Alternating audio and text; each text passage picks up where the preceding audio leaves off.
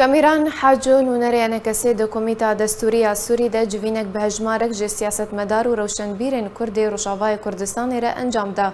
دو سشم کامیران حاجو سروک کمیته پیوندین درو یا انکسی و نونری انکسی د کمیته دستوری سوری ده جوینک دریا ویدیو کنفرانس آنگودری انترنت را به 48 سیاستمدار و روشنبیرن کرد را جدورن جدا انجام داده ده.